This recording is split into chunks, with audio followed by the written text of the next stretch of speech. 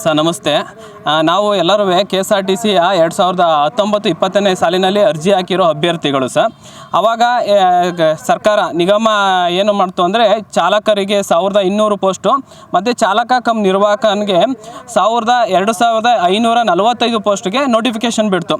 ಅದಾದ ನಂತರ ಕೋವಿಡ್ ಮತ್ತು ಲಾಕ್ಡೌನ್ ಬಂತು. ಕಾರಣಾಂತರಗಳಿಂದ ನೇಮಕಾತಿ ಎಲ್ಲ ಮುಂದೂಡಿದ್ರು. 2024ರಲ್ಲಿ ನೇಮಕಾತಿ ಆರಂಭಿಸ್ತು. 2023ರಲ್ಲಿ ಸರ್ಕಾರ ಏನು ಮಾಡ್ತು ಅಂದರೆ 2000 ಪೋಸ್ಟಿಗೆ ಮಾತ್ರ ಚಾಲಕ ಕಮ್ ನಿರ್ವಾಹಕ ಹುದ್ದೆಗೆ ಮಾತ್ರ ಅನುಮತಿ ನೀಡ್ತು. ಅದರಂತೆ ನಿಗಮ ಏನು ಮಾಡ್ತು, ಅಪ್ಲಿಕೇಶನ್ ಹಾಕಿರೋರ್ನೆಲ್ಲ ಕರೆದುಬಿಟ್ಟು ಡಾಕ್ಯುಮೆಂಟ್ಸ್ ವೆರಿಫಿಕೇಷನ್ ಮಾಡ್ತು ಮತ್ತು ಚಾಲನಾ ವೃತ್ತಿ ಪರೀಕ್ಷೆಯನ್ನು ಯಶಸ್ವಿಯಾಗಿ ಮುಗಿಸ್ತು. ಅದರಲ್ಲಿ ಒಟ್ಟು 27,000 ಸರಿಸುಮಾರು 27,000 ಅಭ್ಯರ್ಥಿಗಳು ಅರ್ಜಿ ಹಾಕಿದರು ಡಿಕಮ್ಸಿಗೆ. ಅದರಲ್ಲಿ 14,500 ಅಭ್ಯರ್ಥಿಗಳು ಡಾಕ್ಯುಮೆಂಟ್ಸ್ ವೆರಿಫಿಕೇಷನಲ್ಲಿ ಪಾಸಾದರು. ಅದಾದ ನಂತರ ಸರಿಸುಮಾರು 8,700 ಅಭ್ಯರ್ಥಿಗಳು ಚಾಲನಾ ವೃತ್ತಿ ಪರೀಕ್ಷೆಯಲ್ಲಿ ಪಾಸಾದರು. ಈಗ ಸರ್ಕಾರ ಅನುಮತಿ ನೀಡಿರೋದಂಗೆ 2,000 ಪೋಸ್ಟ್ಗಳನ್ನ ಮಾತ್ರ ನೇಮಕಾತಿ ಮಾಡ್ಕೊಂಡಿದ್ದಾರೆ. ಇನ್ನು 545 ಪೋಸ್ಟನ್ನ ಕಡಿತಗೊಳಿಸಿದ್ದಾರೆ. ನಾವು ಅದ್ರ ಬಗ್ಗೆ ಎಲ್ಲರಿಗೂ ಮನವಿ ಪತ್ರ ಕೊಟ್ಟಿದ್ದೀವಿ. ರಾಮಲಿಂಗಾರೆಡ್ಡಿ ಸರ್ ಅವ್ರಿಗೂ ಕೊಟ್ಟಿದ್ದೀವಿ, CM ಅವ್ರಿಗೂ ಕೊಟ್ಟಿದ್ದೀವಿ, ಉಪಮುಖ್ಯಮಂತ್ರಿಗಳಿಗೂ ಕೊಟ್ಟಿದ್ದೀವಿ, ಎಲ್ಲ ಶಾಸಕರು, ಸಚಿವರಿಗೆ ಮತ್ತು ಕೇಂದ್ರ ಸಚಿವರಿಗೂ ಕೊಟ್ಟಿದ್ದೀವಿ. ಅದಲ್ದೇ ನಮ್ಮ ರಾಜ್ಯದ ರಾಜ್ಯಪಾಲರಿಗೆ, ನಮ್ಮ ದೇಶದ ರಾಷ್ಟ್ರಪತಿಗಳಿಗೆ, ನಮ್ಮ ದೇಶದ ಪ್ರಧಾನಮಂತ್ರಿಯವರಿಗೂ ಸಹ ನಾವು ಪತ್ರ ಬರೆದಿದ್ದೀವಿ. ಈಗ ಸರ್ಕಾರ ನಮ್ಮ ಬಗ್ಗೆ ಯಾವುದೇ ನಿರ್ಧಾರ ತಗೊಳ್ಳಲಿ ಹಿಂದೇಟಾಗ್ತಾ ಇದೆ. ಈಗ ಇತ್ತೀಚೆಗಷ್ಟೇ ಒಂದು 20 ದಿನಗಳ ಹಿಂದೆ ಬೆಂಗಳೂರಿನಲ್ಲಿ ನಮ್ಮ ಅಭ್ಯರ್ಥಿಗಳು, ನಮ್ಮ ಗೆಳೆಯರು ಪ್ರೆಸ್ ಮೀಟ್ ಮಾಡಿ ಸರ್ಕಾರಕ್ಕೆ ತಿಳಿಸ್ಕೊಟ್ರು. ಆದರೂ ಸರ್ಕಾರ ನಮ್ಮ ಬೇಡಿಕೆಯನ್ನು ಈಡೇರಿಸಲು ಶಕ್ತವಾಗಿಲ್ಲ. ಯಾವುದೇ ಆಸಕ್ತಿಯನ್ನು ತೋರ್ತಾ ಇಲ್ಲ. ಆದ ಕಾರಣ ನಾವು ಈ ಪ್ರೆಸ್ ಮೀಟಲ್ಲಿ ಏನು ಮಾಡ್ತಾ ಇದ್ದೀವಿ ಅಂದರೆ ಮುಂದಿನ ಒಂದು ಹೋರಾಟದ ಬಗ್ಗೆ ನಾವು ರೂಪುರೇಷೆಗಳನ್ನು ಹಾಕೊಂಡಿದ್ದೀವಿ. ಈಗ ಸರ್ಕಾರಕ್ಕೆ ನಾವು ತಿಳಿಸ್ಕೊಡ್ತಾ ಇದ್ದೀವಿ, ಹಣಕಾಸು ಇಲಾಖೆ ಇರೋದೇ ಸಿದ್ದರಾಮಯ್ಯ ಸರ್ ಅವ್ರ ಹತ್ರ, ಮುಖ್ಯಮಂತ್ರಿ ಅವ್ರ ಹತ್ರ. ದಯವಿಟ್ಟು ನೀವು ಕಡಿತಗೊಳಿಸಿರುವ 545 ಹುದ್ದೆಗಳನ್ನು ನೇಮಕಾತಿ ಮಾಡ್ಕೊಳ್ಳೋಕ್ಕೆ ಅನುಮತಿ ನೀಡಿ. ಅದರಲ್ಲಿ 545 ಕುಟುಂಬಗಳು ಬದುಕ್ತವೆ.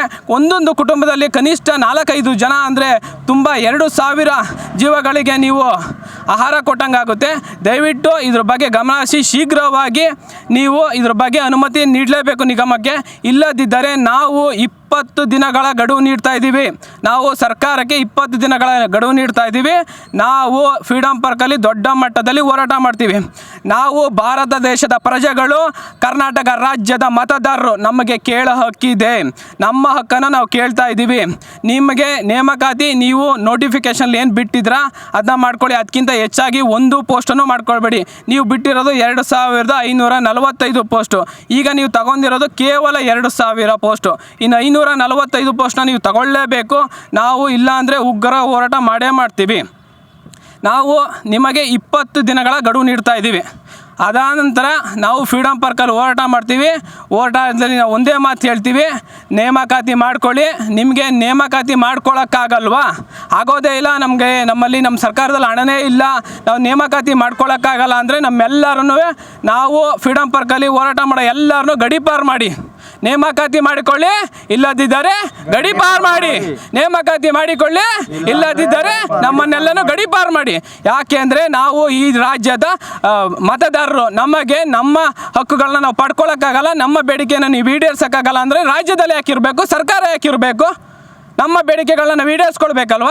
ನೀವು ನೋಟಿಫಿಕೇಷನ್ ಏನು ಬಿಟ್ಟಿದ್ರೋ ಅದನ್ನೇ ತುಂಬ್ಕೊಳ್ಳಿ. ಅದರಿಂದ ಒಂದು ಹುದ್ದೆನೂ ಹೆಚ್ಚಾಗಿ ತುಂಬ್ಕೊಳ್ಬೇಡಿ. ಕಡಿತ ಯಾಕೆ ಮಾಡ್ತಾ ಇದ್ದೀರಾ? ಯಾವ ಉದ್ದೇಶಕ್ಕೆ ಮಾಡ್ತಾ ಇದ್ದೀರಾ?